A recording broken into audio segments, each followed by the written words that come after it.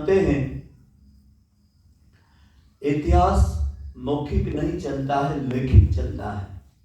और जन जन के मन में आस्था जब भी आती है तो विचारों से आती है, और विचारों की धारा को अलग अलग जगहों पर वेद व्यास ने, वेदों में, पुराणों में, उपनिषदों में, अलग अलग वैज्ञानिकों ने, अलग अलग ऋषि मुनियों ने क्या गाय के बारे में कब किस तरीके की खोज करी थी था, लेकिन वो बिखरा हुआ था। लेकिन ये जो विश्वा पुराण है, इसमें एक छत के नीचे लाके रखा। और आज जमाना कौन सा है? माल का जमाना है। एक छत के नीचे यदि कोई चीज मिल जाती है तो व्यक्ति को एक ही समय में सारा काम मिल जाता है। कोशिश यही करी है आदरणीय हमारे तिवारी जी ने। इसका कलेक्शन करते समय हमने जब योजना बनाई थी तो इसमें जो खंड बने थे उन 18 खंडों में पहले विषय लिख करके उसको बांटा। तो गाय की उत्पत्ति से लगा करके गाय के जीवन का हर हिस्सा किस तरीके का है, प्रकृति का हिस्सा है, धर्म का हिस्सा है, अर्थ का हिस्सा है, विज्ञान का हिस्सा है, समाज का हिस्सा है, तंत्र मार्ग का हिस्सा है, मंत्र मार्ग का हिस्सा है, यज्ञ का हिस्सा है, ऋषि और देव हिस्सा है, और समाज की परंपराओं के रीति रिवाज में संस्कारों का हिस्सा है। ऐसे 18 भाग थे। उन 18 भाग को हमने कुछ नहीं किया, सब कुछ लिखा लिखाया था, बना बनाया था। बस आदरणीय महाराज जी की लगभग ये मान करके चलो कि जब 20 साल पहले मेरी से मुलाकात हुई तो वो अनुसंधान में छोटी छोटी पहले पॉकेट बुकें निकाली, छोटी छोटी और प्रेरणा की किताबें निकाली, कुछ संहिताएं निकाली, कुछ छोटे छोटे फोल्डर पत्रक निकाले, और उसका मंथन परिष्कृत स्वरूप करते करते, क्योंकि किसी चीज को समाज में लाना, मैं जानता हूं आपकी जान को भी खतरा रहा होगा, आपके धन को भी खतरा रहा होगा, आपके स्वास्थ्य को भी खतरा रहा होगा, नींद को भी खतरा रहा होगा। आपका घर डूबा, गांव डूबा, परिवार डूबा। नेपाल की जब बाढ़ आई, जब पूरे तरह से बर्बाद हो गए, कुछ भी नहीं बचा। महाराज जी का एक बार फोन आया, फिर दादा ने, हम लोगों ने पूरी इनकी बात समझे। हमने कहा आप चिंता मत करो, आप तो गौ क्या, बोले जो था वो सब बह गया, उनका सब वापस आएगा। क्योंकि कोई अच्छा काम करना है तो सबसे पहले लय प्रलय ही होते हैं। मैं कहा कि कोई चीज यदि भगवान आपसे करा रहा है तो आप अपना संघर्ष जारी रखो। विरोध होगा, असहयोग होगा, उपेक्षा होगी, धन अभाव आएगा, रात दिन आपके दिमाग में यही उथल पुथल लगी रहेगी, क्योंकि प्रकाशन कराना कोई सामान्य काम नहीं है। एक स्टिकर बनाना, एक चिट्ठी लिखना, मालूम पड़ जाएगा कि एक स्टिकर, एक लेटर को छपवाने में उसको प्रूफ रीडिंग कराना, उसकी डिजाइन बनाना, उसका चित्र बनाना, एक एक चित्र की डिजाइन में हम जब यहाँ बनवाते हैं तो 500 से 600 रुपया केवल एक प्रश्न की डिजाइन वाला पैसा लेता है। सोच के देखिए। फिर उसका कागज कभी तो 50 रुपए किलो था, आज मेरे हिसाब से 140-150 रुपए किलो, मतलब 3 गुना कीमत बढ़ गई। उसके बाद में भी हमने जब इसकी कास्टिंग निकाली और जोड़ी तो कहां पर 750-800 की कास्टिंग बता रहे थे बाजार वाले। फिर और भटके तो महाराज जी फिर हिमालय गए।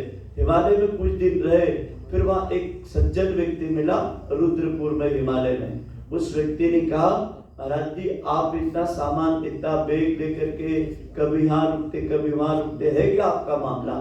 बोले मैं तलाश कर रहा हूँ कि प्रमाणित कोई मुझे प्रेस मिल जाए तो मेरा एक गौ माता का गौ पुराण ग्रंथ का प्रकाशन कराना है। बोले मैं आपको एक व्यक्ति से मिलाया, इन्होंने बातचीत करी। बातचीत करने पर उस व्यक्ति ने जितना अनुबंध था, कैसी हमारी ग्राफी है, तो पूरी टीम इसमें लगी हुई थी। फोटोग्राफर की टीम थी, मीडिया की टीम थी, प्रूफ रीडिंग की टीम थी। लगभग हम उन 25 लोगों का बहुमान करते हैं जिन्होंने हमारे इस गौ पुराण ग्रंथ के निर्माण में अपना संपूर्ण विवेक झोंक दिया। और जब इसका संस्करण छपा और इसके अंदर के जब आप चित्र देखोगे तो एक एक शब्द के ऊपर चालीसा के रूप में तो चालीसा, तो चित्र, चित्र के नीचे उसका अर्थ, अर्थ के नीचे उसका व्यवहारिक एक स्लोगन जो शास्त्र से लिया गया, वेद से, उपनिषद से, महाभारत से, गीता से, रामायण से, ऐसा करके उसको पूरा प्रूफ में दिया। तो इसकी गायत्री की चालीसा जैसी है वैसी गौ चालीसा, गायत्री की चित्रावली है गौ चित्रावली, गायत्री का मंत्र है गौ मंत्र का तत्व दर्शन, सृष्टि का आरंभ से अंत तक व सृष्टि की संपूर्ण पेथियां, संपूर्ण परंपराओं को इसके अंदर एक छत के नीचे लाके रखा। 18 अध्याय जब आप देखोगे तो आपकी गाय के बारे में, जैसा हम बोलते थे समस्याएं अनेक समाधान एक, पूज्य गौ माता। तो लोग हमसे पूछने लगे कि आप जितना प्रवचनों में बोलते हो, जितना गायत्री धाम में हमसे करवाते हो, यह हमको लिखित में कब मिलेगा। महाराज जी जब मेरे से मिलने के लिए आए ग्रंथ को लेकर के, मैंने इसको पूरा सरसरी निगाह से एक एक पृष्ठ को पलटा, देखा, बड़ा चित्र को देखे, मंथन किया, चिंतन किया। हमारे जो उद्घोष थे गौ विज्ञान के, वो सारे के सारे उद्घोष पूरे प्रमाणित। तो ये कोई बाजारू साहित्य नहीं है। जिसके भी घर जाएगा, जिस गांव में जाएगा, जिस गौशाला में जाएगा, गौ माता की घर वापसी हो जाएगी। गाय पूजा से नहीं बचेगी, गाय कथा से नहीं बचेगी, गाय गौशालाओं से नहीं बचेगी, गाय सरकार से नहीं बचेगी। गाय अपनी लड़ाई खुद लड़ना चाहती है और गाय जब भी बचेगी तो अपने ज्ञान, विज्ञान और ऋषियों के प्रणीत अनुसंधान से बचेगी। तो जिन आयुर्वेद के ग्रंथों में, जिन प्राचीन वेद, उपनिषदों, पुराणों में जो छुपा हुआ महाज्ञान था, उसका आज लोक जीवन में प्रचलन हो, लोक जीवन में उसका उपयोग हो। जनमानस में उसकी समस्याएं बहुत है। खेती की समस्या नहीं है क्या लोगों के पास? पैसे की समस्या नहीं है, स्वास्थ्य की समस्या नहीं है, गरीबी की समस्या नहीं है, ऊर्जा की समस्या नहीं है क्या? आपके जंगल, जमीन और मानवता धर्म के नाम पर जिस दलदल में डूब करके पाखंड और धर्म, अंधता को धर्म बोल रही है, तो क्या सर्व धर्म की सही मार्ग की तलाश की, पूर्णता के मार्ग की जरूरत नहीं है? अंतःकरण से केवल भरोसा नहीं दिलाता हूं। जो व्यक्ति गौ पुराण एक बार पढ़ लेगा, उसके जीवन में वो खुद बोलेगा मेरी तरह अब कोई समस्या नहीं है, समाधान मिल गया। यहाँ तक कोशिश करिए कि वर्तमान युग में कई लोगों ने ज्योतिष के माध्यम से, कई लोगों ने तंत्र के माध्यम से लोगों को भ्रमित किया। पूज्य गौ माता ने कहा ये विज्ञान भी मेरा ही है। क्यों? क्योंकि पूरे ग्रह नक्षत्र ब्रह्मांड के मेरे सिंगों से मेरी सूर्य, केतु और चंद्र नाड़ी पे चलते हैं। ये ज्योतिष शास्त्र मेरा ही बेटा है। और तंत्र मार्ग, तो तांत्रिक लोग भी कितनी सिद्धियां कर ले, लेकिन तंत्र का समन और मारण मेरे चरणों में ही होता है।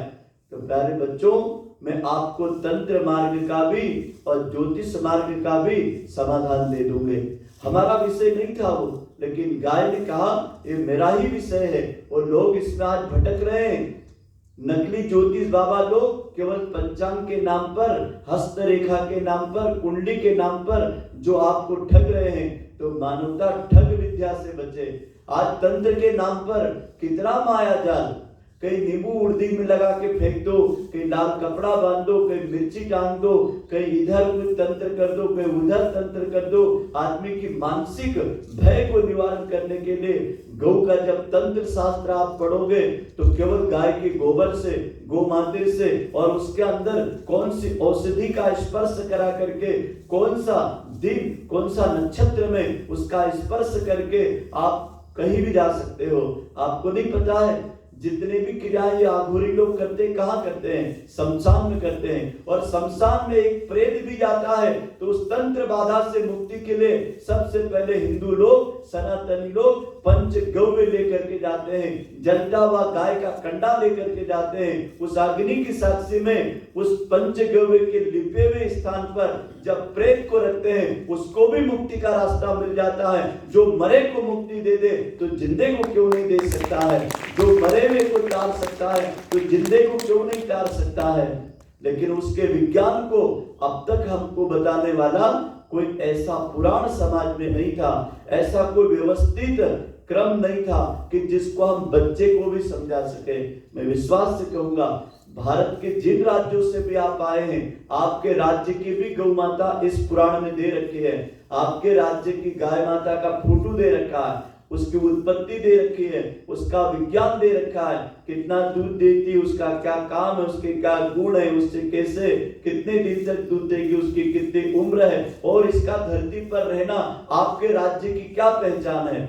मेरे भाइयों बहनों, पहले व्यक्ति विश्व के अंदर भटक जाता था, उस भटके हुए आदमी का टावर क्या था? पूज्य गौ माता थे। वो व्यक्ति खोज करता था कि लाल सिंधारी गाय कहाँ रहती है, गिर कहाँ रहती है, थारपर कहाँ रहती है, मालवी कहाँ रहती है, बेचूर गाय कहाँ रहती है, पहाड़ी गाय कहाँ रहती है, मालवी गाय कहाँ रहती है, निमाड़ी गाय कहाँ रहती है, उस थारपर कर गाय कहाँ रहती है, शीश महल कहाँ रहती है। उन गायों की नस्ल से उस राज्य की, उस सीमा की, उस क्षेत्र की, वहां के लोगों की, वहां की कृषि की, वहां की जलवायु की, अर्थव्यवस्था की, स्वास्थ्य की, वहां के लोगों की भार वहन करने की, उनके अंदर ब्राह्मण के गुण, वैश्य के गुण, क्षत्रिय के गुण और शूद्र के सेवक के गुण, इन सभी गुणों में सर्वगुण संपन्न कामधेनु का अलग अलग क्षेत्र था।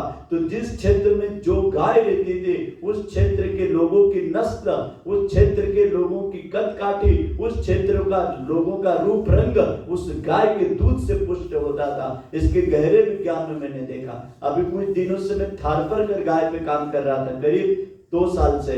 हमने विचार किया कि थारपर कर गाय लाएं। पूज्य गौ माता ने थारपर कर नंदी 5 गौ माताएं, एक पैसा नहीं लगने दिया, बुला करके व्यवस्था कर दी। एक कोई बंदा लेके आया शौक में, उससे बनी नहीं, एकदम ऐसी हाल में आई, दुबली पतली। आज जाकर के देखो वो सफेद नंदी स्वामी जिसको मैं कैलाश कहता हूँ, वो सफेद सफेद गाय जिन्होंने यहाँ पे गर्भवती हुई, बच्चे दे दिए और एकदम सुंदर कद काठी के हो गए। उसका दूध का विज्ञान पढ़ा कि जब थारपर कर गाय का दूध मनुष्य का डीएनए बदल देता है, और डीएनए बदलने की ताकत विज्ञान कहता है कि किसी भी व्यक्ति के अंदर कोई ऐसी दवा हम नहीं डाल सकते, लेकिन वो थारपर कर गाय का दूध यदि किसी गर्भवती को दे दिया जाए तो उसके कुल में अंधे बच्चे पैदा होते थे, अब अंधे नहीं पैदा होंगे। ये थारपर कर गाय आश्वासन नहीं देती है। आप प्रयोग करना, वही घी खिलाना, वही छाछ देना, वही दूध देना।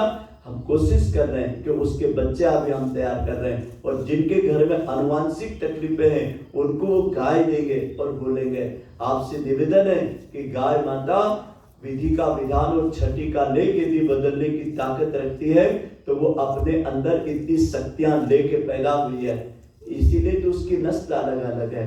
अभी मनुष्य को देख लीजिए कैसा मिलता है, कद काठी में देख लीजिए हर राज्य का कुछ न कुछ, चेहरे का, नाक का, कान का, बालों का, रंग का, गोरे का, काले का, गेहुए का, ये सब क्यों होता है? वहाँ के जलवायु, वहाँ के मानसून, वहाँ का उत्पादन, वहाँ का खान पान और वहाँ की गाय, ये सब मिला करके तो धरती माता पर गाय है तो धरती का सौंदर्य है, गाय है तो धरती का भविष्य है, और गाय है तो अध्यात्म है।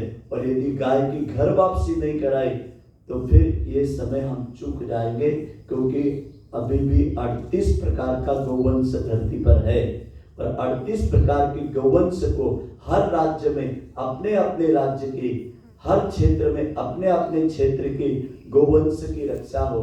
तो जब वो लोग इस गौपुराण ग्रंथ के माध्यम से इसका विज्ञान पढ़ेंगे, हमारी महत्वाकांक्षा बहुत ऊंची है। आप जिस राज्य से आए ना, अपने राज्य में ऐसा भामाशाह ढूंढना, आपके राज्य की भाषा में इसका प्रकाशन कराना। गुजराती है तो इसको गुजराती में प्रकाशित कराना, निमाड़ी है, निमाड़ी में प्रकाशित करवा देना। आप यदि मारवाड़ राजस्थान से आए तो राजस्थानी में प्रकाशित करा देना। आप यदि महाराष्ट्र से आए तो मराठी में प्रकाशित करा देना। आप यदि कर्नाटक से तमिलनाडु से आए हैं तो तमिल और आंध्रा में प्रकाशित करा देना। अपने अपने राज्य की भाषाओं में इसका प्रकाशन होना चाहिए, और जितनी भाषा में इसका प्रकाशन होगा ना, उतनी गाय आपकी बचेगी। आपकी गाय से ही व्यक्ति जुड़ेगा, लेकिन जुड़ेगा कब? गाय का अज्ञान उसके जीवन में रोड पर गाय को भेज रहा है, और गाय का ज्ञान ही गाय की रक्षा करेगा। यदि आप गौशालाओं को कितना भी रुपया दान दोगे ना, तो वो उतनी ही गाय बचेगी जितना चारा खाएगी। और गाय का ज्ञान, विज्ञान, अनुसंधान और उपयोग यदि घर घर पहुंचा दिया तो गाय बच जाएगी। हमारे पास किसान लोग गोबर गोमाते खरीदने आते हैं। क्यों आते साहब? क्योंकि विज्ञान सादा है। हम गोबर गोमाते नहीं बेचते हैं, हम तो उसको औषधि के नाम पर अनुसंधान करते हैं और उसकी दवा बनाते हैं और फिर देते हैं लोगों को। तो फिर क्या होता है? लोगों के कष्ट दूर होते, रोग दूर होते, उनकी समस्याएं दूर होती है। तो गाय पंच गव्य नहीं, पंच महा औषधि देते हैं। तो मैं बड़े सम्मान के साथ अब एक एक राज्य के लोगों को जब बुलाऊंगा तो फिर अपने राज्य की बहनें जीजी की तरफ, भाई लोग मेरी तरफ खड़े होंगे और इस गौ पुराण ग्रंथ का विमोचन अभी हम सम्मानित अतिथियों के कर कमलों से कराएंगे। फिर हम एक एक राज्य को बुला करके कराएंगे। और मैंने इसकी जो योजना बनाई है वो सुन लो। आज के गौ पुराण ग्रंथ का विमोचन के बाद हम आपको राखी पूर्णिमा पर जिस दिन वेद पूजा होगी उस दिन आपको गौ पुराण ग्रंथ प्रत्येक साधक को एक एक ले जाना है। वो भी गौ माता सुरभि की तरफ से ब्रह्म भोज में आधी कीमत में। वो 650 का ग्रंथ है, मात्र 350 रुपए में। तो 300 रुपया तो खुद गौ माता सुरभि अपनी तरफ से उसमें दान कर रही है। अब 300 रुपया गौ माता ने अपनी तरफ से दे दिया।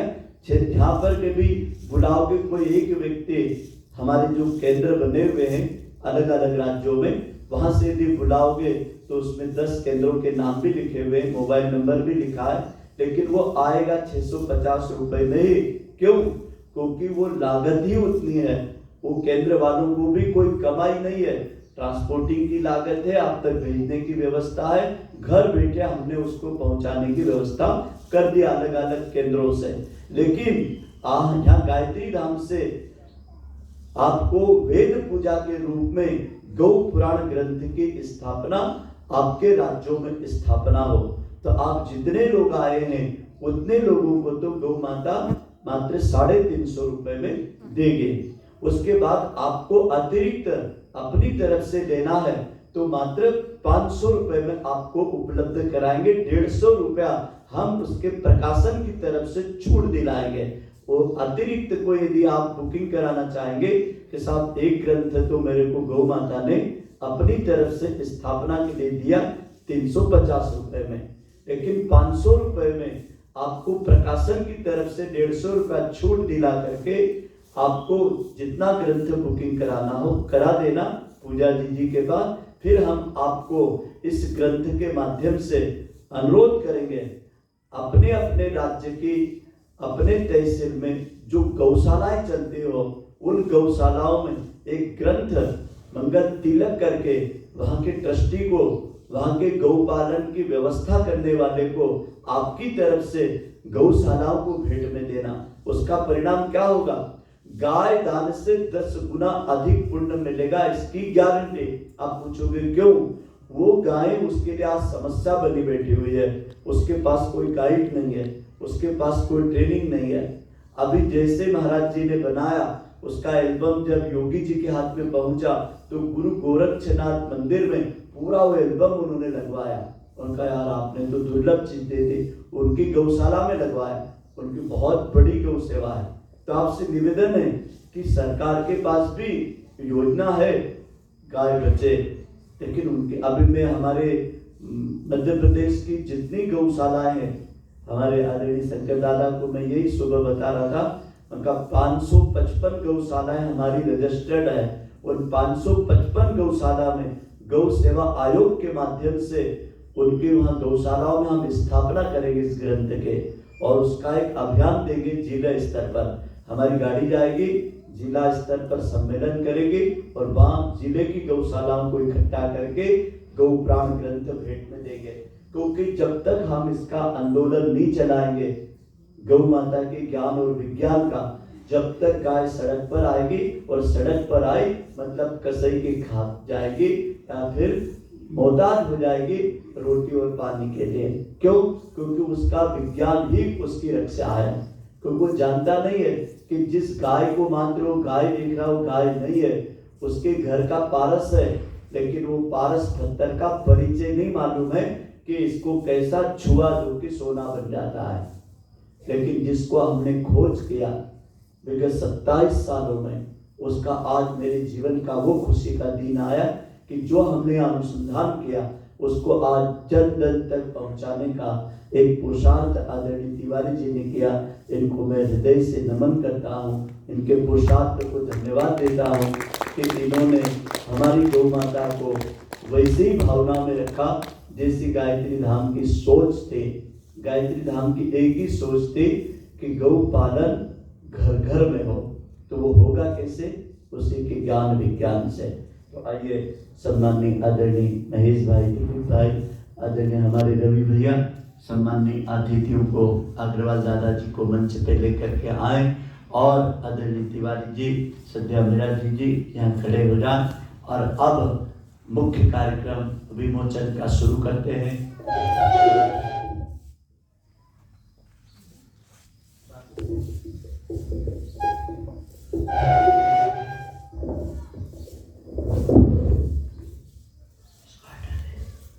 अब जब यहाँ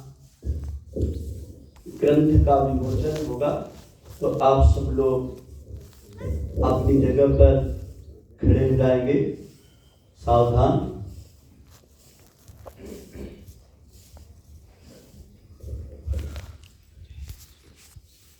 आइए अग्रवाल दादाजी, आप सब लोग सबसे पहले सद्या जी स्वस्ति वाचन का प्रथम पद का पाठ बोलेंगे, इनके साथ आप लोग भी बोलेंगे। हम पुष्प वर्षा करके ग्रंथ का सम्मान करेंगे। ओम गणानां त्वा गणपतिगुं हवामहे, प्रियाणां त्वा प्रियपतिगुं हवामहे, निधिनां त्वा निधिपतिगुं हवामहे, वसो मम आहमजानि गर्भधमा त्वमजासि गर्भधम्मा। विष्णु मंगलम गरुड़ध्वज मंगलम पुंडरीकाक्षो मंगलायस्तनो हरि।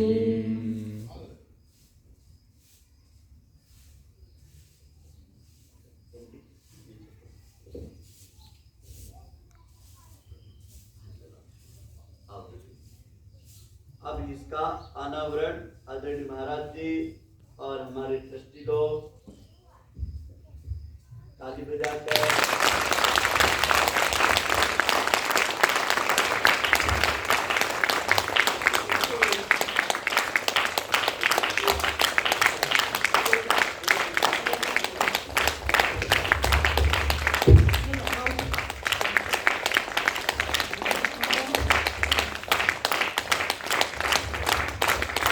पूज्य गौ माता के इस विमोचन को आप लोग देख रहे हैं। इसका जो मुख्य पृष्ठ है इसका आपको छोटा सा परिचय कराते हैं। श्री सुरभय नमः।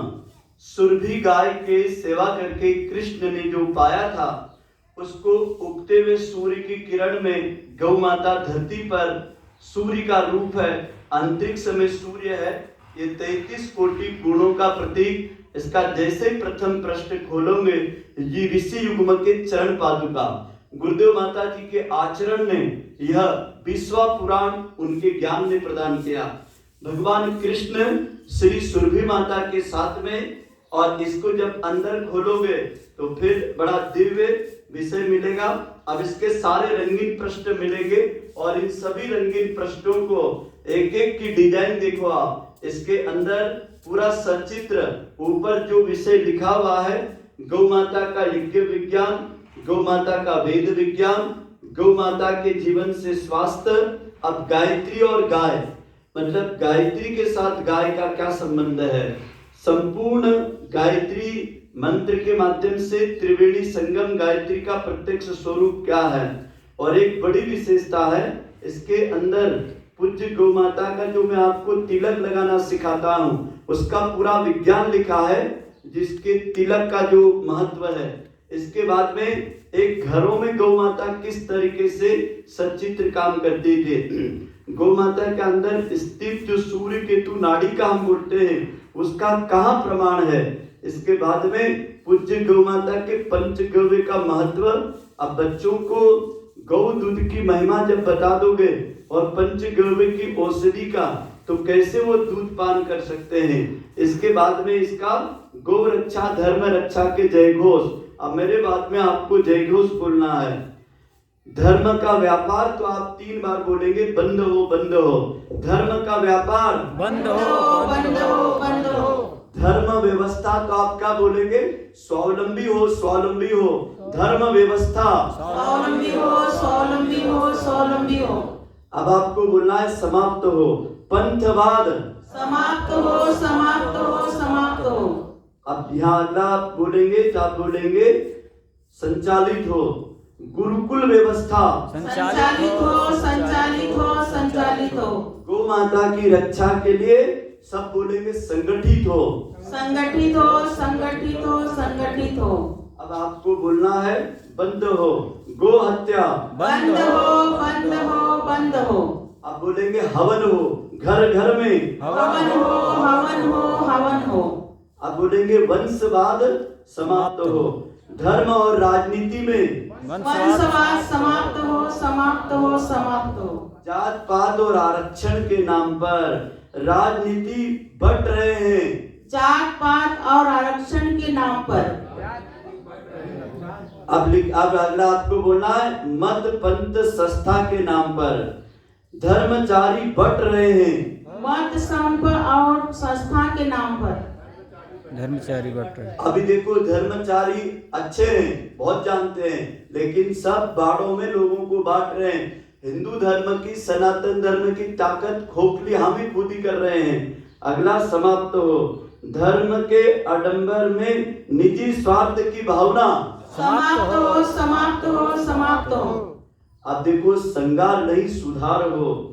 धर्म आचरण में श्रृंगार नहीं सुधार हो। अभी क्या होता है, लोग प्रदर्शन को ही धर्म मान लेते हैं। अगला सुनना, धर्म के नाम पर अवतारवाद नहीं आदर्शवादी बने। बोलो आदर्शवादी बने। आदर्शवादी बने। जब तक व्यक्ति आदर्शवादी नहीं बनेगा तो कपड़े पहनने से कोई राम नहीं, बांसुरी पकड़ने से कोई कृष्ण नहीं। अगला, अब अगला बोलेंगे त्याग बलिदान सेवा और समर्पण।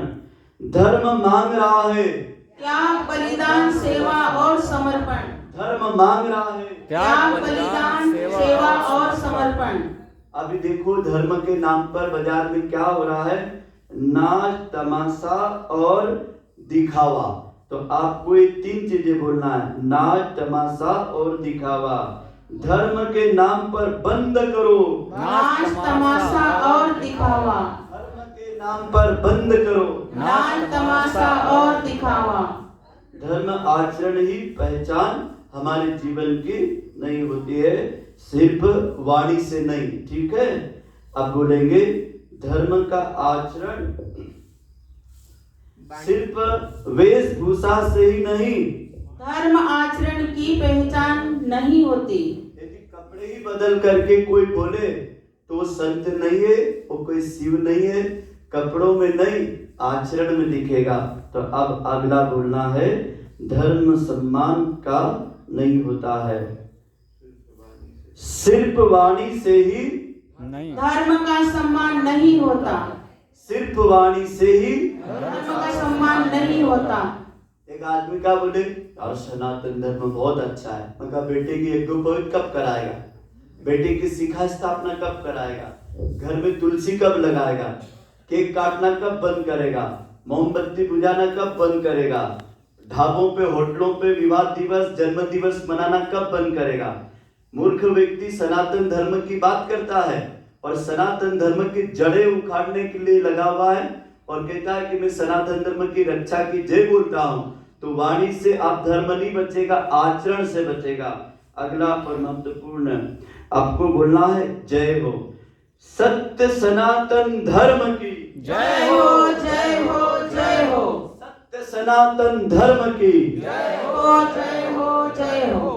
यदि हम ऐसा करते हैं तो हम अपने भारत देश की एक ही मांग है कि अब किसका निर्माण हो, युग निर्माण के आधार पर। तो गांव-गांव में जहां संयुक्त रूप से लोग कोशिश करें, पाठशाला बने, यज्ञशाला बने, गौशाला बने, योगशाला बने, संस्कारशाला बने, स्वावलंबन शाला बने, जिसके द्वारा नई पीढ़ी का फिर से होगा नव उत्थान। और इसका प्रायोगिक केंद्र का नाम गायत्री धाम, गायत्री धाम, गायत्री धाम। इसका प्रायोगिक केंद्र का नाम गायत्री धाम, गायत्री धाम, गायत्री धाम। आपको जो मैंने बताया ये सब चीजें यहाँ है कि नहीं है? है। और आप देख रहे कि नहीं देख रहे हैं? देख रहे हैं। तो आप सबसे निवेदन है कि अभी हमारे भाई लोग यहाँ से गुजरात राज्य के सब भाई बहन यहाँ जाए मंच पर।